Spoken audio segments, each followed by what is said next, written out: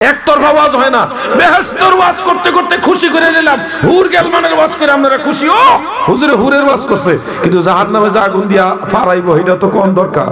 এই আগুনের ভিতরেই এমন এক পার মারবে 70 গজ মাটির নিচে নেবে।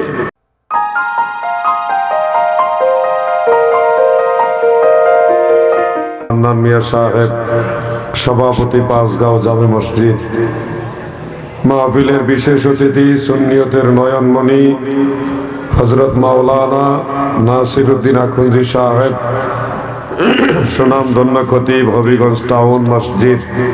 এছাড়াও পোস্টারে নাম নেই এরকম বহু গণ্যমান্য ব্যক্তি এই মাহফিল উপস্থিত রয়েছেন।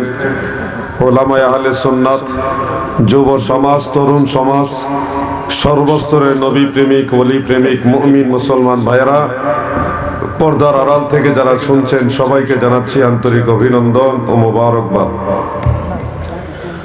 আলোচনার প্রারম্ভে মহান স্রষ্টা রব্বুল ইজ্জাত আল্লাহ জাল্লা শানুহু আম্মা নওয়ালুহুর দরবারে অসংখ্য অগণিত শুকরিয়া জ্ঞাপন করছি যে মহান প্রভু আমাদেরকে জান্নাতের বাগানে মাহফিলে আসার তৌফিক দিলেন।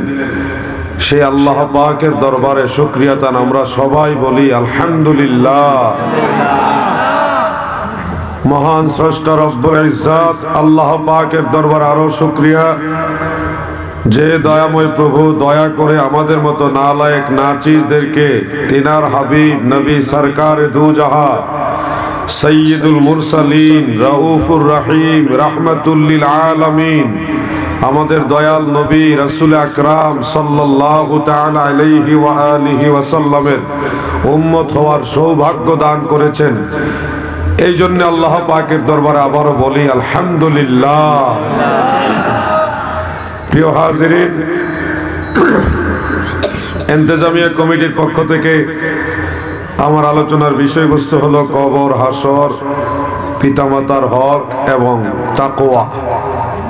অনেকগুলি বিষয়বস্তু একসাথে।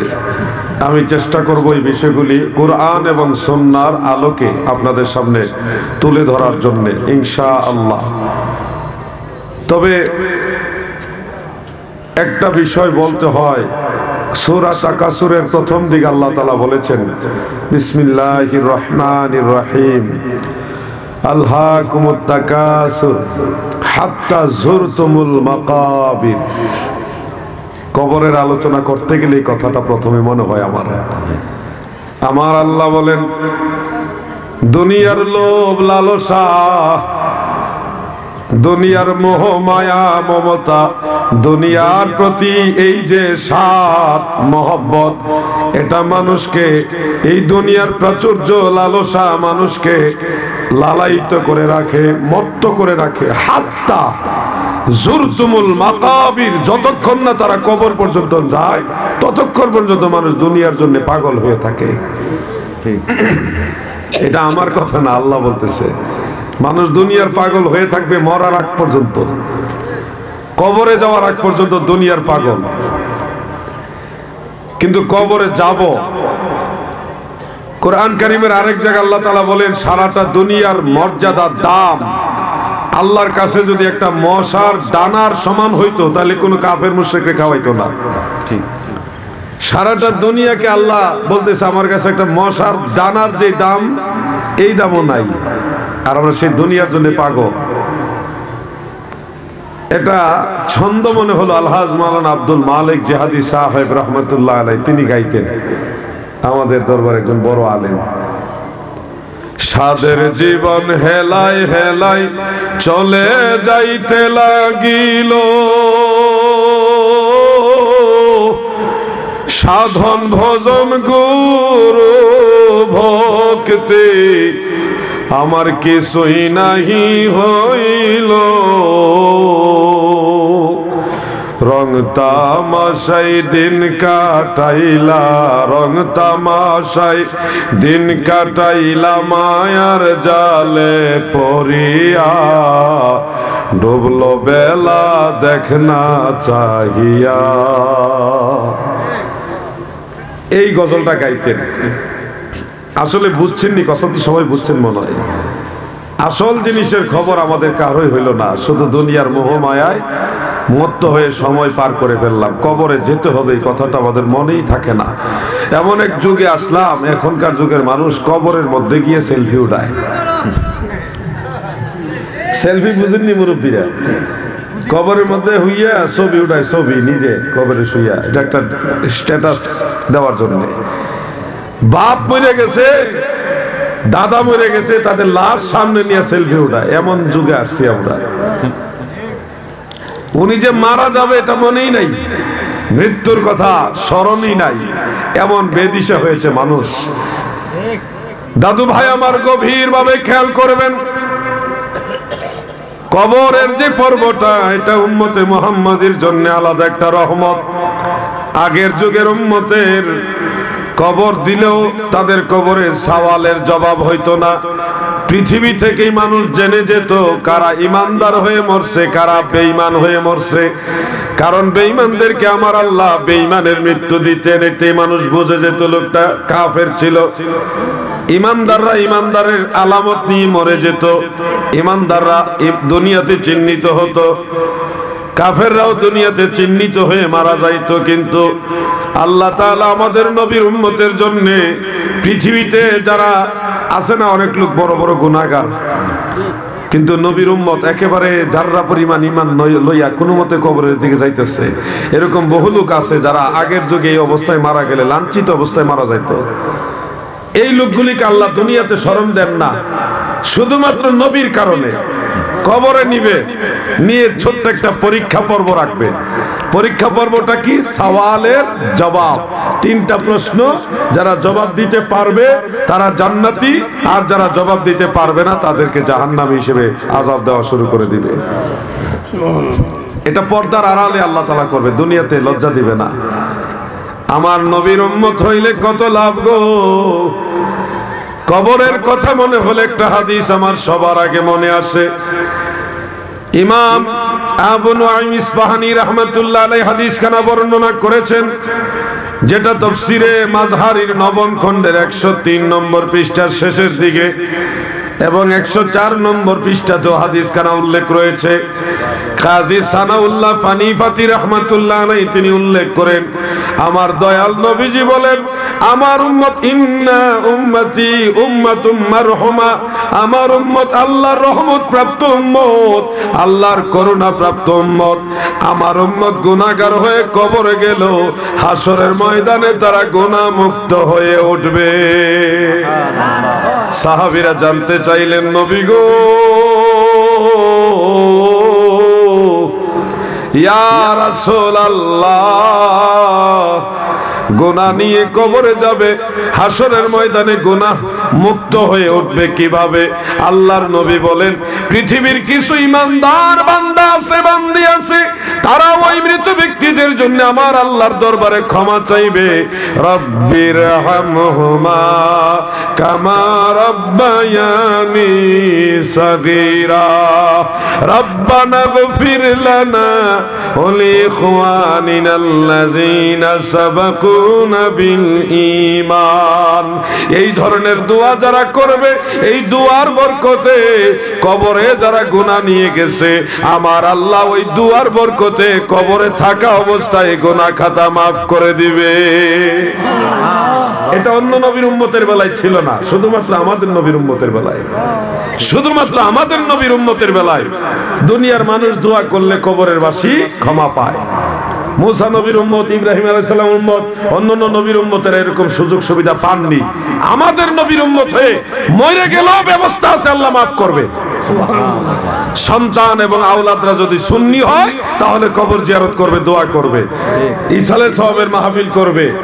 কবর জিয়ারত ছাড়াও নামাজের পরে নফল নামাজ পড়া, সুন্নত নামাজ পড়া, মিলাদ শরীফ পড়া, কিয়াম কইরা, জিকির আজকার কইরা, কোরআন তেলাওয়াত করে, 40 জিয়াফতের মাধ্যমে শবে বরাতের রাতে, শবে মেরাজের রাতে, শবে কদরের রাতে সুযোগ পাইলেই সবচেয়ে বেশি দোয়া করে কারা? সুন্নি জামাতের লোকেরা, ঠিক না বেঠে? এই দুয়ার বরকতে আল্লাহর নবী বলেন, গুনাহগার হয়ে কবরে যাবে, কিন্তু আল্লাহ ওই দুয়ার বরকতে কবরে থাকা অবস্থায় মাফ করে দিবে। এটা আমাদের নবীর উম্মতের বেলায়, অন্য কারো বেলায় না। আরো লাভ আছে। কবরের কথা যখন বলি আমার আর একটা হাদিস স্মরণে আসে, সেটাও তাফসীরে মাযহারির মধ্যে উল্লেখ। আমার দয়াল নবীজি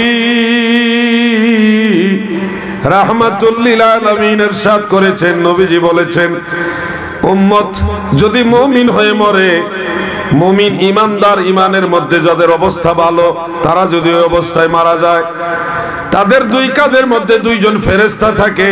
আমার কাঁধে আছে, আপনাদের কাঁধে আছে তো? আছে আছে। মনের থেকে কইছে?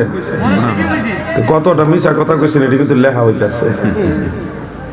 সারাটা দিন কি কম, সব কিন্তু লেখা হয়। আপনি মনে থাকলেও লেখা, আপনার মনে থাকলেও লেখা, না মনে থাকলেও লেখে। এটা কিন্তু অটোমেটিক, অল টাইম তারা লেখে। কিরামান কাতিবিনা ইয়ালামুনা মা তাফআলুন। কোরআনের মধ্যে দুই কাঁধের দুই ফেরেশতার কথা আমার আল্লাহ তাআলা পরিষ্কার উল্লেখ করেছেন। দাদু ভাই আমার, আল্লাহর হাবিব বলেন, আমার গুনাহগার উম্মতের মধ্যে যারা মোটামুটি ইমানের অবস্থায় ভালো, তারা মারা গেলে এই দুই ফেরেশতা আমার আল্লাহর দরবারে বলে, আল্লাহ আপনার বান্দা ইন্তেকাল হয়ে গেছে, মারা গেছে, আমাদের তো ডিউটি শেষ, এখন আর নেকি লেখা লাগবে না, এখন সে আর গুনাহ করবে না, এই কারণে গুনাহ লেখা লাগবে না। আল্লাহ আমাদের তো দায়িত্ব শেষ, এখন আমরা কি করব? মানুষ মারা গেলে আর সওয়াব করতে পারে? আর সওয়াব করার সুযোগ নাই। মানুষ মারা গেলে গুনাহ করতে পারে না। ইজা মাতাল ইনসান ইনকাতাল আমালু আনহু। মুসলিম শরীফের মধ্যে হযরত আবু হুরায়রা রাদিয়াল্লাহু আনহু থেকে বর্ণিত, নবীজি ইরশাদ করেছেন যে মানুষ মারা গেলে তার আমলের দরজা বন্ধ হয়ে যায়। তিনটা জিনিস চালু থাকে, সদকায়ে জারিয়া। ওই যে মসজিদে 100 ইট বা 2000 টাকা 1000 টাকা দিয়ে গেছেন, মাদ্রাসা দিয়ে গেছেন, ওই মাহফিল করতেছে, এটা ভালো কাজ হিসেবে 5000 10000 2000 1000 100 টাকা 10টা টাকা দিয়ে গেছেন। ওই যে রাস্তার পাশে একটা গাছ লাগাই গেছেন, এই গাছের ফল মানুষ খাইছে, পশু পাখিরা খাইছে। এরপর একটা টিউবওয়েল গাইরে দিচ্ছেন, এই যে চেয়ারম্যান সাহেব টিউবওয়েল দিবে, এটা সদকায়ে জারিয়া। এইরকম যত ভালো কাজ আপনি করে যাবেন, ওই ভালো কাজগুলির মরার পরেও এটা চলমান থাকবে, এটার সওয়াব অটোমেটিক আপনি পাবেন। কবরে মরে গেলেও কবরে আপনার আমলনামা এগুলির সওয়াব অটোমেটিক যোগ হবে। সুবহানাল্লাহ। এগুলি কাজে লাগবে। ফকির মিসকিন ভিক্ষুক যদি কখনো আসে, ধমক দেন না, না থাকলে বলবেন ভাইজান আমার কাছে নাই, বা ভাই আমার কাছে নাই, মাফ করে দাও। এটা আমাদের আঞ্চলিকতা, অনেকে বলে মাফ করে দাও, আসলে এরকম বলা উচিত না, কিন্তু আমরা বলি, এটা আমাদের একটা অভ্যাসে পরিণত হয়ে গেছে। বলবো যে ভাই আমার কাছে এখন নাই, সুন্দর করে বলে দিবেন, বা আঞ্চলিকতার কারণে ভাই মাফ করো, এরকম একটা আঞ্চলিকতা বলতেই পারে। কখনো কোনো ভিক্ষুক সাইল তাদেরকে ধমক দিবেন না। ঠিক।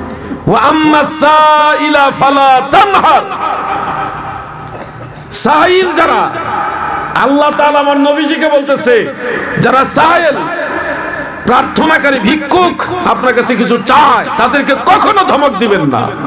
আল্লাহ বলতেছেন আমার নবীজিকে, নবীজি তো দেন না, নবীজিকে দিয়ে আমাদেরকে আল্লাহ শিক্ষা দিচ্ছেন, তোমরা কখনো ফকির বা ভিক্ষুককে ধমক দিও না। কারণ হাসরের ময়দানে বিচার করতে গিয়ে আল্লাহ তাআলা একটা সময় এরকম বলবে যে আমি তোমার কাছে হাত পেতেছিলাম, তুমি আমাকে খালি হাতে ফিরাইছো। বান্দা বলবে কিভাবে, হে আল্লাহ আপনি তো কোনো কিছু চান না, আপনার তো কোনো দরকার না, আপনি তো পবিত্র, আপনি আমার কাছে কিভাবে চাইলেন, কখন চাইলেন? আল্লাহ বলবে ওই যে আমার এক বান্দা ভিক্ষুক সাইল হিসেবে তোমার ঘরের দুয়ারে হাত বাড়াইছিল, তুমি ধমক দিয়ে তাড়াই দিছিল, ওই আমার বান্দাকে তাড়াই দিয়েছো, এতে আমি কষ্ট পাইছি, এটাই আমি আল্লাহ তোমার জন্য আজকে নারাজির কারণ হয়ে দাঁড়াইবি। কখনো ধমক দিবেন না। তাফসীর ইবনে কাসিরের মধ্যে দেখলাম, ধরেন প্রতিবেশী আপনার কাছে এসে বলছে যে ভাইজান আপনার দাঁত আমাকে দেন, আমার তো দা নাই, আপনার দাঁত আমার দেন, আমি কাজটা করে আবার দিব। অথবা একজন বোন এসে বলতেছে যে আপা আমার বড় ডেক নাই, আপনার তো আছে, আমার একটু ডেকটা দেন, আমি আজকে আমার মেহমান বেশি, রান্না করবো, আর পরে আবার ধুয়ে পরিষ্কার করে দিয়ে দিব। একটা দা, একটা বটি দা, অথবা একটা হাড়ি পাতিলের কোনো কিছু, সাংসারিক যে কোনো জিনিস এক ভাই আরেক ভাইয়ের কাছে চায়, প্রতিবেশী প্রতিবেশীর কাছে চায়, এক বোন আরেক বোনের কাছে চায় প্রতিবেশী হিসেবে। এটাও তাফসীর ইবনে কাসিরের মধ্যে উল্লেখ। কেউ যদি তার কাছে না থাকার কারণে এসে বলে যে আমাকে আপনার বটি দাটা দেন বা এটা বড় দাটা দেন, অথবা একটা আসবাবপত্রে কোনো কিছু দিয়ে যে আমাকে কিছুক্ষণের জন্য দেন, তাকে কখনো না করবেন না। যদি না করেন, হাসরের ময়দানে আল্লাহ তার পক্ষ হয়ে দাঁড়াবে। আপনার বিচার আর কে করবে? আল্লাহ আপনার বিরুদ্ধে দাঁড়াবে। দাদু ভাই আমার, এটা সূরা দোহার মধ্যে আছে না, ওয়াদ-দুহা ওয়াল-লাইলি ইযা সাজা, এই সূরার মধ্যে ওয়া আম্মাস-সাইলা ফালা তানহার, সাইল ভিক্ষুক যদি কিছু চায় তাদেরকে কখনো ধমক দিবেন না। দাদু ভাই আমার, যেটা বলতেছিলাম, আল্লাহর হাবিব আমার দয়াল নবীজি ইরশাদ করেছেন, আমার দয়াল নবীজি ইরশাদ করেন, ওই কিরামান কাতিবিন, দুই ফেরেশতা আমার আল্লাহর দরবারে বলবে, আল্লাহ আপনার বান্দা ইন্তেকাল হয়ে গেছে, এখন আর নেকি করবে না, গুনাহও করবে না, আমাদের নেকিও লেখা লাগবে না, গুনাহও লেখা লাগবে না, এখন তো আমাদের ডিউটি নাই, আমরা এখন কি করব? আল্লাহর হাবিব বলেন, আমাদের দয়াল নবী বলেন, আমার উম্মত ওই যে ইমানের মাত্রা একটু ভালো পরিমাণে ইমানদার অবস্থায় কবরে গেছে, এই কারণে আমার আল্লাহ ওই ফেরেশতাদেরকে বলবে, তোমাদের নতুন দায়িত্ব হলো আমার হাবিবের এই উম্মতের কবরের কাছে তোমরা দাঁড়ায়া থাকবা, দাঁড়ায়া দাঁড়ায়া সুবহানাল্লাহ, আলহামদুলিল্লাহ, আল্লাহু আকবার, লা ইলাহা ইল্লাল্লাহ, এই ধরনের জিকির তাসবিহ পড়তে থাকো। তোমরা দুইজন ফেরেশতা এইভাবে কিয়ামত পর্যন্ত জিকির করতে থাকো। যতবার জিকির করবা, সমস্ত জিকিরের সওয়াব আমার হাবিবের এই উম্মতের আমলনামায় যোগ কইরা দিবা। সুবহানাল্লাহ।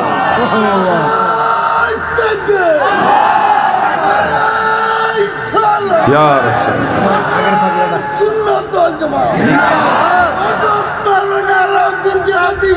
আমার নাম লাগবে না মিয়া ভাই, আহলে সুন্নাত ওয়াল জামাত বাস।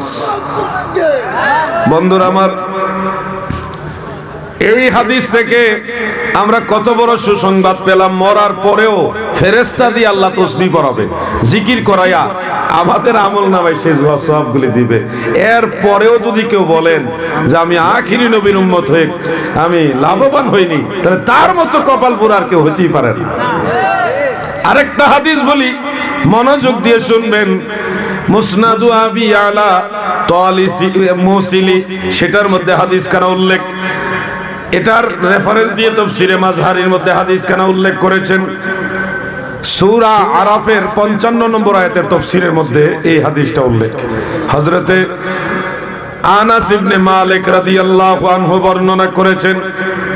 গভীরভাবে খেয়াল করবেন দাদু ভাইয়েরা আমার, আনাস ইবনে মালিক বর্ণনা করেন, আমার দয়াল নবীজি ইরশাদ করেন, হাসর ময়দানে বিচার হবে, বিচার হইতে হইতে বিচারের প্রায় শেষ পর্যায়ে থাকবে, বিচারের প্রায় শেষ পর্যায়ে আমার আল্লাহ তাআলা ফেরেশতাদেরকে বলবে, ফেরেশতারা রে, জমিনের নিচে আরো কিছু বান্দা এখনো রয়ে গেছে, তাদেরকে ডেকে উঠাও। কিয়ামত হয়ে গেছে, কিয়ামতের উপরে হাসরের বিচার হয়ে যাইতেছে, বিচার প্রায় শেষ দিকে, আল্লাহকে এখনো কিছু বান্দা কবরে রয়ে গেছে, এদেরকে ডেকে উঠাও। চিন্তা করেছেন কিয়ামত মানে কি বুঝেন আপনি? ইসরাফিল আলাইহিস সালামের সিংহার ফুক যখন দিবে, এটার আওয়াজে আকাশ ফেটে যাবে, জমিন ফেটে চৌচির হয়ে যাবে, পাহাড়গুলি তুলার মতো উড়বে, পাহাড় পাহাড় তুলার মতো উড়বে। সারা সৃষ্টি জগতের একটা কুল্লু মান আলাইহা ফান ওয়া ইয়াবকা ওয়াজহু রাব্বিকা যুল জালালি ওয়াল ইকরাম, শুধুমাত্র আমার আল্লাহর অস্তিত্বই থাকবে, বাকি সব আল্লাহ তছ নছ করে দিবে। সৃষ্টি জগতের কি হাল হবে কিয়ামতে? পৃথিবীর মাউন্ট এভারেস্ট সহ সমস্ত পাহাড়গুলি তুলার মতো উঠবে, এমন ভয়ঙ্কর কিয়ামত। আল্লাহ তাআলা সেদিন ফেরেশতাদেরকে বলবে, বিচার শেষ হয়ে যাচ্ছে, আমার কিছু বান্দা এখনো কবরে আছে, তাদেরকে ডেকে উঠাও। সুবহানাল্লাহ। এত বড় কিয়ামত হয়ে গেছে, তারা টেরই পাবে না। ফেরেশতারা তখন আল্লাহর হুকুমে জমিনের চতুর্দিকে ঘোরাফেরা করবে। এই জমিন এখন যত বড় অত বড় থাকবে না, এটা আরো অনেক বড় হয়ে যাবে। তখন কিয়ামতের মাধ্যমে মহাপরাক্রমশালী আল্লাহ পাক পরওয়ারদিগার যেইভাবে যা করার তাই করবেন। কিয়ামতের ময়দানে পুরো ময়দানটা হবে সমতল, এক সমান, কোনো পাহাড় টাহাড় থাকবে না। সমান হবে এবং সাদা মরুভূমির মতো সমান হবে। পুরা ময়দানে মাহশার এক সমান হবে। এই সব মানুষ উঠাবে, মানুষের চতুর্দিকে ফেরেশতা দিয়ে আল্লাহ ঘেরাও করাবে। এই জমিনে যত অসংখ্য অগণিত ফেরেশতা এদের দিয়ে ঘেরাও করাবে। জমিনে যত পরিমাণ ফেরেশতা এর 10 গুণ বেশি ফেরেশতা হলো প্রথম আসমানে। এই সমস্ত ফেরেশতাদেরকে দিয়ে আবার ঘেরাও করাবে। দ্বিতীয় আসমানের ফেরেশতা থাকবে প্রথম আসমানের 10 গুণ বেশি ফেরেশতা। এইভাবে খালি সপ্তম আসমান পর্যন্ত 10 গুণ বেশি বেশি ফেরেশতা।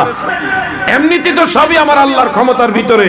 ওই দিন আল্লাহ এমন এক মহা বিচারের অবস্থান তৈরি করবে, সেখানে পালায় যাবেন কোথায় আপনি? কোনো সুযোগ নাই। দাদু ভাই আমার, জমিন সাদা হবে এবং তামার মতো হিট দিলে যেমন গরম হয়ে যায় এর চেয়ে বেশি গরম হয়ে যাবে হাসরের ময়দান। এই বিষয়টা আমি একটু পরে আসতেছি। আনাস ইবনে মালিক বর্ণনা করেন, দয়াল নবীজি বলেন, ওই ফেরেশতারা আল্লাহর হুকুম নিয়ে জমিনের বিভিন্ন অঞ্চলে ঘুরবে আর বলবে, কে আছো জমিনের নিচে, তোমরা উঠো, কিয়ামত হয়ে গেছে, বিচার শেষ হয়ে যাচ্ছে, তোমরা উঠো। ফেরেশতারা ডেকে ডেকে বলবে, কেউ সাড়া দিবে না। ঘুরতে ঘুরতে ঘুরতে ঘুরতে ডাকতে ডাকতে অবশেষে ফেরেশতারা এসে আল্লাহ তাআলার কাছে বলবে, হে আল্লাহ, কেউ নাই, ডাক দিছি, কেউ সাড়া দেয় না। আল্লাহ বলবে, আবার যাও। দ্বিতীয়বার আবার সমস্ত ফেরেশতারা ঘুরবে আর ডাকবে, কে আছো জমিনের নিচে, ওঠো, কিয়ামত হয়ে গেছে, বিচার কায়েম হয়ে গেছে, বিচার প্রায় শেষ দিকে, তোমরা কে জমিনের নিচে কবরে আছো, ওঠো। কোনো সাড়া টাড়া না পেয়ে ফেরেশতারা আবার বলবে, হে আল্লাহ, ডাকলাম, কেউ সাড়া দেয় না। আল্লাহ কয়, আবার যাও, তবে এবার আমি আল্লাহর পক্ষ থেকে সালাম তাদেরকে জানাও। সুবহানাল্লাহ। ওই আল্লাহর সালাম তখন ফেরেশতারা মানে চতুর্দিকে ঘুরবে আর বলবে, আল্লাহ তাআলা আপনাদের সালাম জানাইছেন, কে আছেন জমিনের নিচে, তাড়াতাড়ি উঠেন, কিয়ামত তো হয়ে গেছেই, বিচারও কায়েম হয়ে গেছে। আমার আল্লাহ বিচার দিবসের মালিক। আলহামদুলিল্লাহি রাব্বিল আলামিন আর রহমানির রহিম মালিকি ইয়াউমিদ্দিন। বিচার দিবসের মালিক আমার আল্লাহ, এটাই হলো মালিক ইয়াউমিদ্দিন। সেদিন আমার আল্লাহর সালাম নিয়ে ফেরেশতারা ধারে ধারে ঘুরবে আর বলবে, কে আছো গো জমিনের নিচে, উঠো, আমার আল্লাহ সালাম জানাইছে। ওই কবরের মাটি ঠেলে ঠেলে কিছু মানুষ আল্লাহর সালামের জবাব দিবে আর উপরের দিকে উঠবে, বলবে, কেন ডাকছেন আমাকে, আমাদের বিরক্ত করছেন কেন? তখন ফেরেশতারা বলবে, বিরক্ত করছি না, কিয়ামত বহু আগে কায়েম হয়ে গেছে, বিচার দিবস কায়েম হয়ে গেছে, বিচার প্রায় শেষ। তখন বলবে, আমরা তো এগুলো টেরই পাইনি। তখন তাদেরকে ফেরেশতারা নিয়ে মহান আল্লাহ জাল্লা শানুহুর দরবারে পেশ করবেন। আল্লাহ তাআলা বলবে, ফেরেশতারা, আমার এই বান্দাগুলির আমলনামা জমা দাও। আমলনামা আসেনি? মনে হয় নাই, সবার আমলনামা আছে। একটা ওয়াজ আপনারা নিশ্চয়ই শুনেছেন, অনেক বক্তারা বলে থাকে এরকম, যে জাররা জাররা হিসাব আমার আল্লাহ নিবে, জাররা জাররা হিসাব আমার আল্লাহ নিবে। ফামান ইয়ামাল মিসকালা যাররাতিন খাইরান ইয়ারা ওয়া মান ইয়ামাল মিসকালা যাররাতিন শাররান ইয়ারা। এরকম শুনেন নাই? জাররা জাররা হিসাব হবে। এলে বাট ফর্মুলা, এ ওয়াজই বুঝে না, কোন সে বুঝে নাই সে। আল্লাহ জাররা হিসাব নিলে তো উপায় নাই। জাররা জাররা মানে কি? একটা অণুকে 70 ভাগ করলে 1 ভাগ, এটাকে বলা হয় জাররা। অণু মানে কি? খালি চোখে দেখা যায় না। আবার কেউ কেউ বলছে একটা সরিষার দানাকে 70 ভাগ করলে যেই বাইয়া হয় ওটা হলো 1 জাররা। আল্লাহ তাআলা যদি জাররা জাররা তো পরের কথা, আল্লাহ যদি বলে হিসাব, নরমাল হিসাব দিয়ে জান্নাতে যাও, আল্লাহর দরবারে হিসাব দিয়ে জান্নাতে যাওয়ার ক্ষমতা আমাদের কারো নাই। জাররা জাররা হিসাব তো আরো অনেক পরের কথা। সাধারণ হিসাব দিয়ে আল্লাহর দরবার থেকে পার হয়ে যাওয়ার ক্ষমতা আমাদের কারো। মুসলিম শরীফের মধ্যে উল্লেখ, নবীজি এই কথা যেদিন বললেন, হে আয়েশা, আল্লাহর দরবারে আমলের বিনিময়ে কেউ জান্নাতে যেতে পারবে না।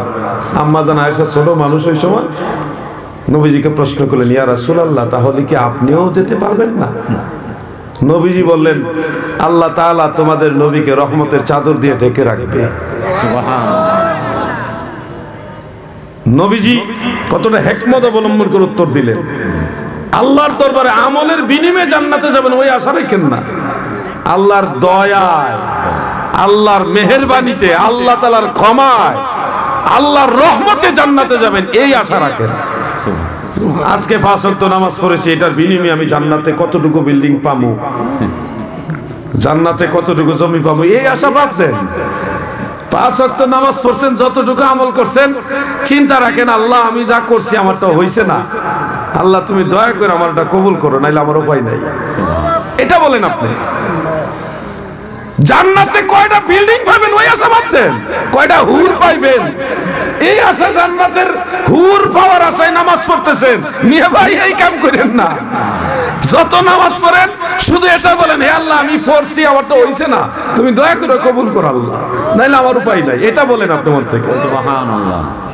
নিজের দুর্বলতা স্বীকার করেন। হযরত বাইজিদ বুস্তামি রাহমাতুল্লাহ আলাইহি এরকম করতেন, এশার নামাজের পরে 2 রাকাত নফল নামাজ পড়তেন, পয়রা অনেক লম্বা করে পড়তেন, পয়রা সালাম ফিরে মনে মনে কয় যদি এই নামাজটা না হয়ে থাকে, আল্লাহ যদি কবুল না করে দেয়, আবার 2 রাকাত, আবার 2 রাকাত নামাজ পড়তে লম্বা সময় ধরে পড়ছে, সালাম ফিরে আবার চিন্তা করতেছে যদি এটাও কবুল না হয়ে থাকে, আবার 2 রাকাত।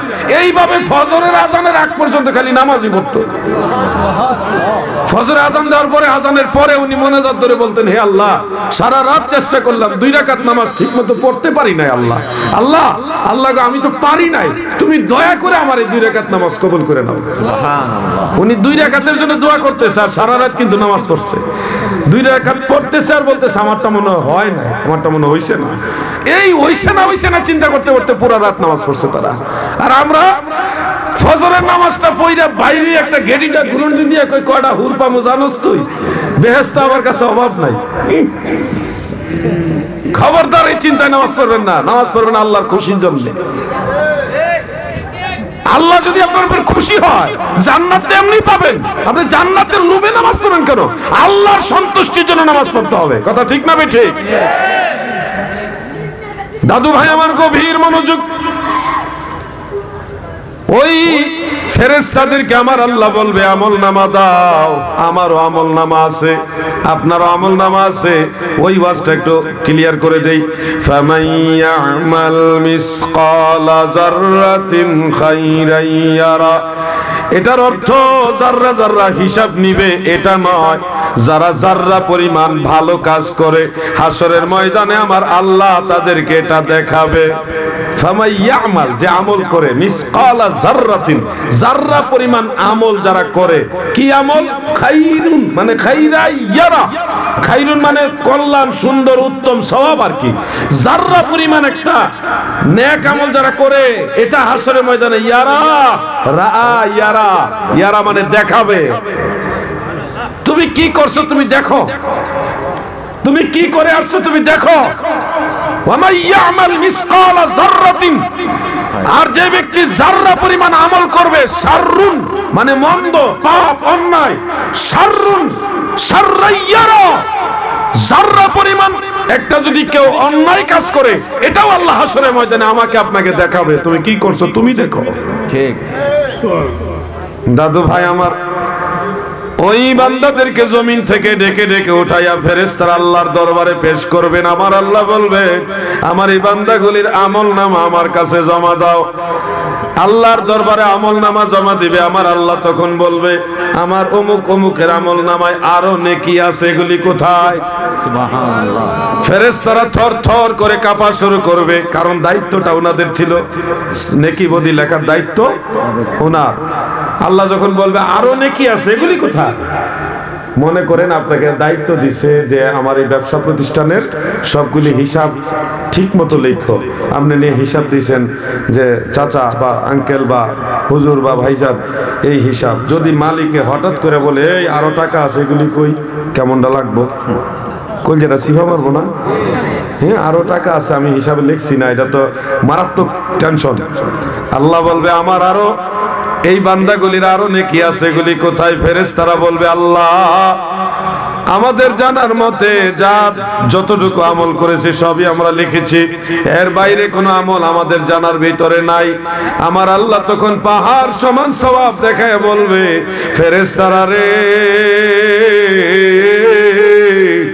এই নেকিগুলি আমার এই বান্দাগুলির আমল নামায় আছে, তখন আল্লাহ তাআলার দরবারে ফেরেশতারা জানতে চাইবে, আল্লাহ এই আমলগুলি কখন করলাম আমরা তো টের পাই নাই।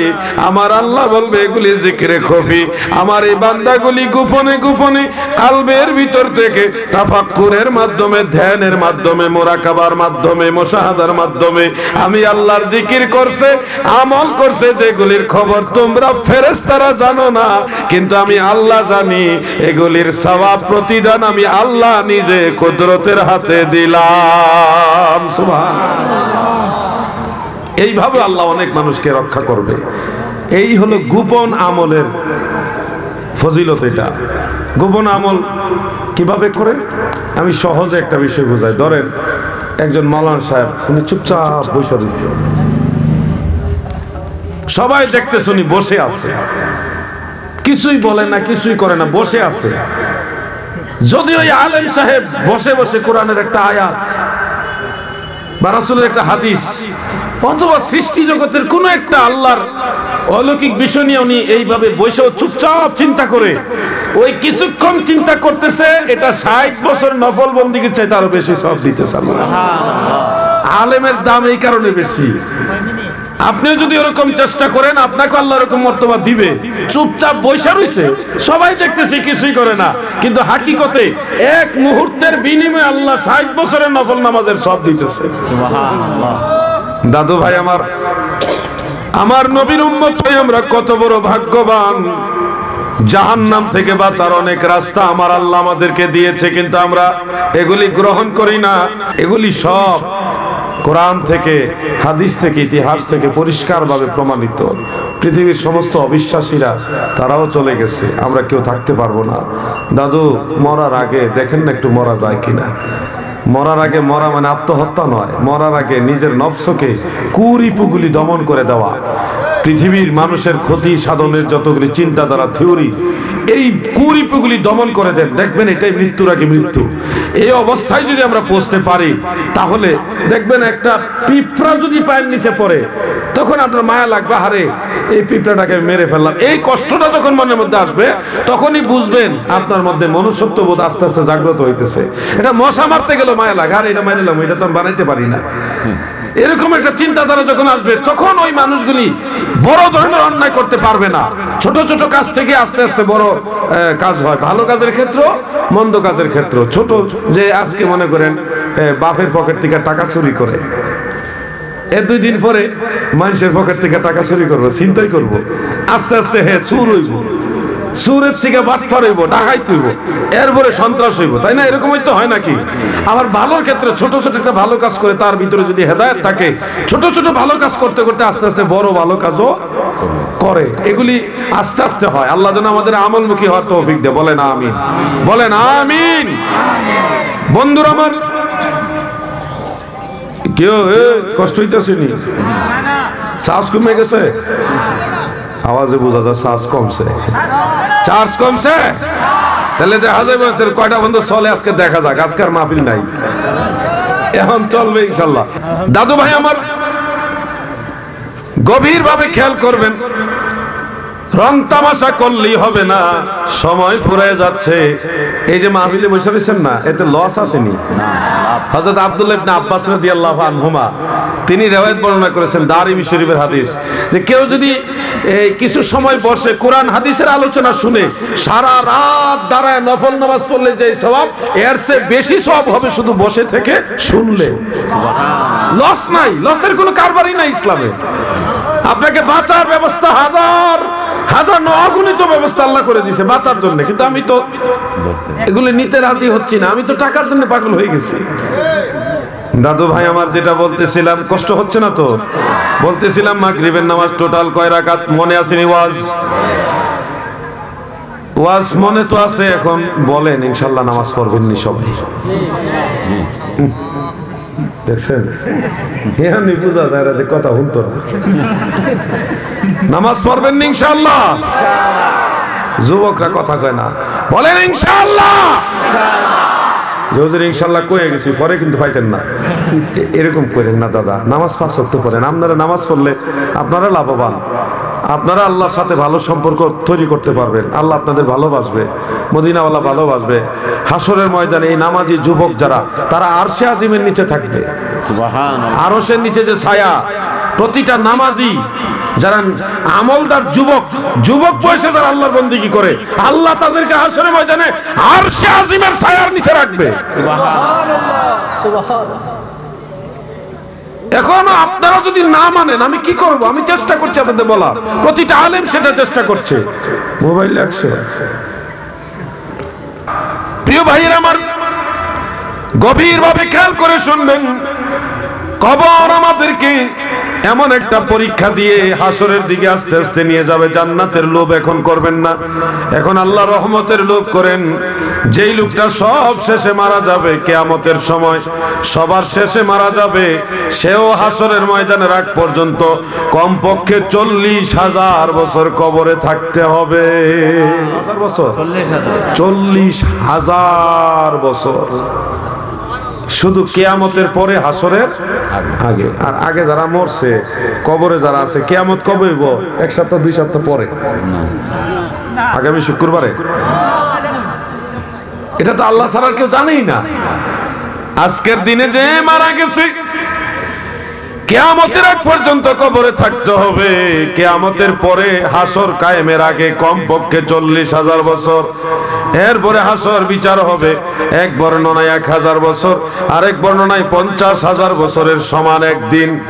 50,000 বছরের একদিন সমান একদিন হবে হাসরের বিচারের দিন। ওই দিন যদি ফয়সালা ভালো হয়, জান্নাত নসিব হবে। যদি ফয়সালা ভালো না হয়, জাহান্নাম নসিব হয়ে যাবে। এই জাহান্নামের কথা আল্লাহ তাআলা বলেছেন গোটা কোরআন জুড়ে আমার আল্লাহ বারবার বলেছেন, ইত্তাকুল্লাহ, আল্লাহকে ভয় করো। ইয়া আইয়ুহাল্লাযীনা আমানুত্তাকুল্লাহ, আল্লাহকে ভয় করো। বারবার বলেছেন আল্লাহকে ভয় করো। আল্লাহর ভয়ের পাশাপাশি শুধুমাত্র একটা জায়গায় বলেছে, ইত্তাকুন্নার, জাহান্নামের আগুনকেও ভয় করো। এমন ভয়ঙ্কর আগুন গো, মানুষ যখন মারা যায়, মারা যাওয়ার পরে 2জন ফেরেশতা আসবে। টোটালি 3জন ফেরেশতা আসে। একজন ফেরেশতার নাম হলো রুম্মান ফেরেশতা। সে এসে নির্জীব নিস্তেজ বডির মধ্যে রুহুটা দেয়। প্রথম কাজ হলো রুহু দেয়। এই রুহুটা আগে থাকে কোথায়? মানুষটা যখন মারা যায়, মারা যাওয়ার পরে আজরাইল আলাইহিস সালাম রুহুটা নিয়ে নেয়। কিভাবে নেয় জানেন? যারা মুমিন না, একেবারে পাপিষ্ট, কঠিন ফাসিক বা বেঈমান, তাদের রুহুটা নিবে কেমন জানেন? 2টা পদ্ধতি শুধু বলি। একটা, জীবন্ত তরতাজা মানুষের শরীরের চামড়াগুলি টেনে টেনে ছিঁড়লে যেই কষ্ট হবে, পুরা শরীরের চামড়াটা ছিঁড়ে গোশত থেকে আলাদা করতে যেই কষ্ট হবে, রুহুটা বের করার সময় ওই মানুষগুলির এর চেয়ে বেশি কষ্ট হবে। এটা হলো একটা। আরেকটা হলো 7 আসমান 7 জমিন পরিমাণ এত বড় একটা পাথর যদি বুকের উপর রাখে, যদি এটা সম্ভব না, আমাদের বেলায় সম্ভব না, কিন্তু আল্লাহ তাআলা এত বড় বিশাল ওজনের একটা চাপ আপনার বুকের উপরে দিবে। দেওয়ার পরে আজরাইল রূহ নিবে। এই কঠিন, শুধু মৃত্যুর সময় কষ্টটা হবে বেঈমান যারা, তাদের। ইমানদারের মৃত্যু কেমন হবে গো? আল্লাহর হাবিব আমাদের দয়াল নবীজি বলেন, মায়ের কোলে দুধ পান করতে করতে শিশু যেমনি ভাবে ঘুমায় যায়, ইমানদার মৃত্যুর সময় আমার দয়াল নবীজির নূরানি চেহারা মোবারক দেখতে দেখতে কখন মারা গেছে তারা নিজেরাও টের পাবে না। সর্বোচ্চ ইমানদারের শাস্তি মৃত্যুর সময়, সর্বোচ্চ শাস্তি হলো একটা পিঁপড়া কামড় দিলে যে এটা জ্বলে না, এরকম একটা কষ্ট হবে। পিঁপড়া কামড় দিলে যতটুকু কষ্ট হয়, ইমানদারের মৃত্যুর সময় সর্বোচ্চ কষ্ট এটা। আর বেঈমানের মৃত্যুর সময় সারা শরীরের চামড়াগুলি টেনে টেনে ছিঁড়লে যেই কষ্ট আছে বেশি কষ্ট। দাদু, মৃত্যু হবে তো? হবে না? মৃত্যু হবে? তাহলে এটা তো আসবে, আমার বেলায়ও আসবে, আপনাদের বেলায়ও আসবে। একটু আগের থেকে আমাদের সতর্ক হওয়া উচিত। আজরাইল আলাইহিস সালাম রুহুটা বের করে ওই যে একজন ফেরেশতা তার হাতে দিবে। ওই ফেরেশতা জান্নাতি মুমিনের রুহু হইলে জান্নাতি একটা ফুলের মধ্যে রাখবে, ফুলের মধ্যে রেখে ইল্লিনে নিয়ে যাবে, ইল্লিন থেকে আবার ব্যাক আসবে। লাশ যেখানে রাখে ওই লাশের আশেপাশে ফেরেশতা ফুলের মধ্যে রুহু নিয়ে দাঁড়ায় থাকে। ওই ফুলের উপর থেকে মুমিনের রুহু, কারা লাশ গোসল দিতেছে, কারা আতর গোলাপ চন্দন মেখে দিচ্ছে, কারা কোরআন শরীফ তেলাওয়াত করছে, কারা জানাজার নামাজ পড়ছে, কারা তলকিন দিতেছে, কারা দোয়া করছে, কারা লাশ কবরস্থানে নিয়ে যাচ্ছে, কারা কবরের মধ্যে লাশ নামাচ্ছে, কারা দাফনের কাজে সহযোগিতা করছে। ওই ফুলের উপর থেকে ইমানদারের রূহ এই দৃশ্যগুলি সবই নিজে নিজে দেখে। যেই সময়ে সবগুলি মানুষ কবরের মধ্যে লাশটা রেখে আস্তে আস্তে চলে যায় নির্জন নিরালায়, নির্জনে নিরালায় ছোট্ট একটা কবরের মধ্যে লাশটাকে রেখে সবাই যখন চলে যায়, সাদের স্ত্রীও সাথী হয় না, ছেলে মেয়ে বন্ধু বান্ধব এমনকি মা বাবাও কবরের সাথী হয় না।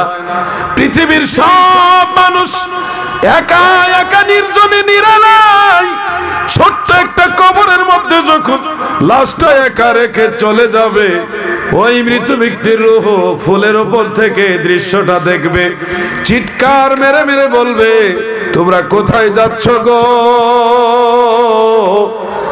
এই একা একা কবরস্থানে আমি কিভাবে থাকবো? ডেকে ডেকে বলবে। মানুষ আর জিন জাতিরা এই আওয়াজগুলি শুনবে না। দাদু গো, এরপরে আসবে কবরের পালা। ওই রুহুটা ফেরেশতা নিয়ে কবরের মধ্যে ঢুকবে, রুম্মান ফেরেশতা ঢুকে নিস্তেজ এই ডেড বডির মধ্যে, মৃতদেহের মধ্যে রুহুটা ঢুকাবে। ঢুকানোর পরে এই নিস্তেজ নিষ্ক্রিয় বডিটা হঠাৎ চোখ খুলবে, সক্রিয় হয়ে উঠবে। ওঠার পরেই দেখবে বিড়ালের চোখের মতো দুইটা চোখওয়ালা কালো কিসকিস করে ভয়ঙ্কর সুরতের দুইজন ফেরেশতা, যাদের হাতে এক ভয়ঙ্কর অস্ত্র রয়েছে, জাহান্নামের অস্ত্র, এমন দুইজন ফেরেশতা তাদের সামনে হাজির। এই ভয়ঙ্কর রূপগুলি এত ভয়ানক, যারা বেঈমান এদের দেখেই ভয়ে থরথর করে কাঁপবে। প্রশ্ন করবে, মার রাব্বুকা? তারা বলবে লা আদরি, আমি জানি না। ভয়ে কোনো কিছু তারা স্বীকার করবে না, লা আদরি বলে উত্তর দিবে। দ্বিতীয়বারও বলবে, মা দিনুকা? তোমার ধর্ম কি? বেঈমানেরা বলবে লা আদরি, আমি জানি না। তৃতীয়বারও বলবে, মা কুনতা তাকুলু ফি হাযার রাজুল? তোমার কাছে যেই ব্যক্তি হাজির, এই ব্যক্তি সম্পর্কে তুমি কি বলতে গো? বেঈমান যারা তারা বলবে লা আদরি, আমি জানি না, এইভাবে বলবে। আর যারা ঈমানদার তাদের ভিতরে রূহটা দিবে। রূহটা দেওয়ার পরে নিস্তেজ বডিটা হঠাৎ সক্রিয় হয়ে যাবে। চোখ খুলে দেখবে জাহান্নামের দুইজন ফেরেশতা বিশাল অস্ত্র নিয়ে, বিড়ালের চোখের মতো চোখ, ভয়ানক দৃশ্য নিয়ে ওনাদের সামনে হাজির। কিন্তু ঈমানদার তার ঈমানি চেতনায় সাহসের মধ্যে থাকবে, তাদের মধ্যে ভয় ভীতিদের সঞ্চালন এটা আসবে না, একটু সাহসী ভূমিকা পালন করবে। ওই সময় প্রশ্ন করা হবে, কোনো কথা নাই, সজাগ হওয়ার সাথে সাথে বলবে মার রাব্বুকা? ঈমানদাররা বলবে রাব্বি আল্লাহ। সাহস, ওই যে ঈমানের সাহস। মা দিনুকা? বলবে দীনি আল ইসলাম। তিন নম্বরে বলবে মা কুনতা তাকুলু ফি হাযার রাজুল? মুনকার নাকির বলবে তোমার কাছে যে ব্যক্তি হাজির, এই ব্যক্তি সম্পর্কে কি বলতে? ঈমানদার বলবে হাযা নবিয়ুনা মুহাম্মাদুর রাসূলুল্লাহ সাল্লাল্লাহু আলাইহি সাল্লাম।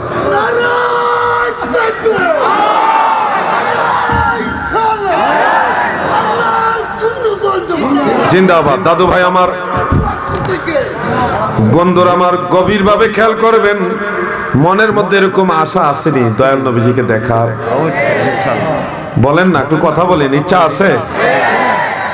প্রতিটা সুন্নি, যারা প্রতিটা সুন্নি ভাইয়ের মনের সবচেয়ে বড় আশা, আমি আমার দয়াল নবীজিকে দেখবো। এর চেয়ে বড় আশা আমাদের আর নাই। নবীজিকে দেখার আশা আমাদের সবচেয়ে বড় আশা। মদিনার ধুলাবালি গুলি আশেখ রাসূলরা এখনো চুমা খায়। মদিনার ওই ধুলাবালি মোর নয়নের কাজল, আমি মদিনার পাগল, আমি নবীজির পাগল, আমি মদিনার পাগল, আমি নবীজির পাগল। দাদু ভাই আমার, ইমানদাররা নবীর পাগল, নবী দেখার মনের বাসনা। এই জন্যেই কবরে গেলেও যত ভয়ানক দৃশ্য নিয়ে মুনকার নাকির আসুক, আমার নবীকে দেখার সাথে সাথে ইমানদাররা চিনে ফেলবে। এত সুন্দর নবী গো, এত সুন্দর রসুল গো, ইনি আমার দয়াল নবী, মনের মধ্যে সাক্ষী দিবে। দেখবেন কেউ যদি নবীজিকে স্বপ্নেও দেখে, স্বপ্নের মধ্যে তার মনে মনে একটা সাক্ষী আছে, কোনোদিন তো নবী দেখি নাই, স্বপ্নের মধ্যেও যদি কেউ কখনো দেখে, তার মনে মনে একটা সাক্ষী আসবে, ইনি আমার নবী। মনের মধ্যে বলে দিবে ইনি আমার নবী, মন সাক্ষী দিয়ে দিবে। কবরের মধ্যে ইমানদারের এরকম হাল হবে। স্বপ্নের মধ্যে যে হাল হয়, স্বপ্নে দেখতেছে নবীজিকে, এটা কেউ বলে দিচ্ছে না, কিন্তু মন সাক্ষী দিতেছে ইনি আমার দয়াল নবী। কবরের মধ্যেও ইমানদাররা যখন যাবে, মুনকার নাকির নবীজির দিকে ইশারা করার সাথে সাথে তার মনে বলে দিবে, মন সাক্ষী দিবে, ইনি তোমার দয়াল নবী। তুমি বলে দাও, হাযা নবিয়ুনা মুহাম্মাদুর রাসূলুল্লাহ সাল্লাল্লাহু আলাইহি ওয়াসাল্লাম। আমরা নবী চিনার ইচ্ছা আছে না? নবী চিনার ইচ্ছা আছে কিনা? তাহলে আজ থেকে মা বাবার সাথে দুর্ব্যবহার করবেন না। আগে যা করছেন মাপ চাইলেন। সন্তানের উপরে যদি মা বেজার থাকে, তার কোনো দোয়া কবুল হয় না, সে মক্কার ইমাম হইল কাজ হবে না। মদিনাওয়ালা খুশি হবে, আমার নবীও খুশি হয় না। নবীজি মায়ের বিচার, মায়ের অভিযোগের বিচার নবীজিও করেন নাই। এটা একটা ভয়ঙ্কর বিষয়। মা বাবার সাবজেক্টটা এমন যে মা যদি কাফের হয়, বাবা যদি কাফের মুশরিক হয়, তাও তাদের সাথে দুর্ব্যবহার করার কোনো বিধান নাই। দাদু ভাই আমার, যারা বেঈমান তাদের প্রশ্নের প্রতিটা উত্তরে তারা বলবে লা আদ্রি, আমরা জানি না। তখন মুনকার আর নাকির সর্বপ্রথম জান্নাতের দৃশ্যটা তাদের সামনে তুলে ধরবে, জান্নাত দেখাবে। ওই বেঈমানেরা বড় আনন্দিত হয়ে যাবে, মনে করবে জান্নাত মনে হয় পেয়ে গেছে। মুনকার আর নাকির বলবে, এত আশান্বিত হইও না, এই জান্নাত তোমার জন্য না। তুমি যদি সওয়ালের জবাব দিতে পারতে, তাহলে জান্নাত তুমি পেতে। বলেই জান্নাত সরাইয়া জাহান্নামের ভয়ঙ্কর আযাবের দৃশ্যগুলি তার সামনে তুলে ধরবে, আর বলবে, ও মৃত ব্যক্তি শোনো, এই জাহান্নাম তোমার ঠিকানা। সে তো তখন জাগ্রত থাকবে, এটা হলো তোমার ঠিকানা বলে সর্বপ্রথম কবরের আযাব হবে। সর্বপ্রথম আযাব হবে ওই কবরটা পুরাটা ভরপুর জাহান্নামের আগুনে ভরে দিবে। পৃথিবীর আগুন না, জাহান্নামের আগুন দিয়ে পুরা কবরটাকে আল্লাহ ভরপুর করে দিবে। এটা হবে সর্বপ্রথম আযাব। সর্বপ্রথম আযাব, পুরা কবরটাই জাহান্নামের কুণ্ডলী হয়ে যাবে, আগুনের কুণ্ডলী। দ্বিতীয় আযাব হবে একজন বিশাল আকারের ফেরেশতা, জাহান্নামী আগুনের তৈরি বিশাল একটা হেমার বুঝেন আপনারা, বড় হাতুড়ি, বিশাল এক গুর্জব বা বিশাল এক হাতুড়ি হেমার নিয়ে আসবে। এসে এই আগুনের ভিতরেই এমন এক পার মারবে, 70 গজ মাটির নিচে নেবে, নিয়ে আবার তুলবে, আবার এইভাবে মারবে। এটা হলো দ্বিতীয় আযাব। মনে রাখবেন, মৃত্যুর পরে আর মৃত্যু নাই। সে যতই আপনাকে আগুন দিয়ে জ্বালাক আর যতই হাতুড়ি দিয়ে পেটাক, যদি ছিন্ন বিচ্ছিন্ন করে ফেলে, তাও আর মৃত্যু হবে না। মৃত্যুর পরে আর মৃত্যু নাই। মনে রাখবেন দাদু এই কথাগুলি। 2 নম্বর আযাব হবে, এটা মুস্তাদরেকে হাকিমের মধ্যে উল্লেখ। কবরের মধ্যে 3 নম্বর আযাব হলো একই সাথে জাহান্নামের বিষাক্ত 99টা সাপ ঢোকানো হবে। প্রতিটা সাপের 9টা করে মুখ, একটা সাপের 9টা মুখ, এরকম 99টা সাপ কবরের মধ্যে ঢোকানো হবে। 99টা সাপ, 9টা করে মুখ, সবগুলি মুখে বিষাক্ত দাঁত থাকবে। জাহান্নামের বিষ, দুনিয়ার বিষ না, জাহান্নামের বিষাক্ত দাঁত দিয়ে এতগুলি সাপ একসাথে কামড় মারবে। এই সাপের বিষের আক্রমণে মৃত ব্যক্তি কবরের ভিতর থেকে চিৎকার মেরে মেরে কাঁদবে। পৃথিবীর মানুষ আর জিন ছাড়া বাকি সব পশু পাখিরা সেই চিৎকারের আওয়াজ শুনে। দাদু ভাই আমার কষ্ট হইতেছে আপনারা। তিনটা আযাবের কথা না বললাম। প্রথম আগুন দিয়ে ভরবো, দ্বিতীয় হেমার দিয়া ফার দিব, 3 নম্বরে 99টা সাপ দিব। সুদখোরের একটা আযাব আছে, সাধারণ আযাব, একেবারে সবচেয়ে ছোট আযাব যেটা বলবো একটু। এখন যে উঠবো লড়বো মনে করবেন এটাই মনে ভেজাল আছে। আপনি কি উঠছেন না? এত সুদ খাই না। সুদের ওয়াজের সময় লড়া চলে গেছে না, এই যে তোরা কি সুদ খাস? তো সুদের ওয়াজের সময় রোজকে সব বনাস, ভবিষ্যতে সুদ খাইবি। আরে এর মতো ধরছে জায়গা জায়গা জায়গা জায়গা সব বনাস। ছোট ভাই কান্দাছে, ভাই আমার মতো ধরছে, পরে এনে আকাম করিলে তার বিপদ। যাই হোক, সুদখোরের সবচেয়ে ছোট আযাব বলবো, দেখছেন কয় না? সুদখোরের সবচেয়ে ছোট আযাব হবে সুদখোরের পেট আমার আল্লাহ উহুদের পাহাড়ের সমান বানাবে। নাউজুবিল্লাহ বলেন। উহুদের পাহাড় বেশি বড় না, মাত্র 7 কিলোমিটার লম্বা। এটা বাংলাদেশি পাহাড় না, এটা সৌদি আরবের পাহাড়। কত বড় পাহাড় না গেলে বুঝবেন না। পুরা উহুদের পাহাড়ের মতো পেটটা আমার আল্লাহ বানাবে। এই যে ছোট্ট একটা পেট, এটার এত বড় বানাইবো। আল্লাহ পারেনি বানাইতো? জোরে কর নাকি পারেনি? এত বড় পেট বানাইবো, বানাইয়া এখন যে পা আছে দুইটা আপনার পা, এটা আরো চিকন বানাইবো। বানায়া এই পেটের মধ্যে সারা জীবন যত সুদ খাইছেন সমস্ত সুদের টাকাগুলি ভয়ানক বিষাক্ত সাপ আর বিচ্ছু বানায় পেটে ঢুকাই দিব। সাপ আর বিচ্ছু হয়ে ভিতরে কামড় মারবে, বিষের যন্ত্রণায় সে চিৎকার মারবে আর লড়াচড়া করবে, দাঁড়াতেও পারবে না, বেশি একটা নড়াচড়া করতে পারবে না। এটা হলো সুদখোরের সবচেয়ে ছোট শাস্তি। চান না এরকম শাস্তি আপনারা? আওয়াজে বোঝা যায় অনেকেই চায়। তাহলে সুদ খাবেন? আমি জানি না কে খায় আর কে খায় না, তবে আমি বলে গেলাম যদি খান তো ইনশাআল্লাহ এটা পাবেন। টেনশন করার কোনো কারণ নাই, পাবেন, 100% পাবেন, নো টেনশন, চিন্তা করেন না, এটি সব রেডি করা আছে। আর যদি কোন খাইছে গো হুজুরে কি কয়, তাইলে আর খাইেন না মিয়া ভাই, যে হুজুর আমি তো আগে খাইলে শিক্ষিতা করতাম। তাড়াতাড়ি মাফ চান আল্লাহর কাছে, আল্লাহ মাফ করে দিলে রাজ, এটার একটা ইয়ে আছে। আর যত পারেন দান করেন, খালি দান সদকা করেন। এটার একটা ইন্নাল হাসানাতা ইউযহিবনা সাইয়্যিআ যালিকা যিকরা লিযাকিরিন। আপনি যদি ভালো কাজ করেন এটার উসিলায় আল্লাহ মন্দ কাজটা মাফ করে দিব। যত পারেন দান করেন, আগে যা করছেন করে লইছেন, বেজার হইতেছেন নাকি? এগুলি হলো এই বেটা তুই ওষুধ কে লেগে সুদ খাবি তো বল, সুদের ওয়াজের সময়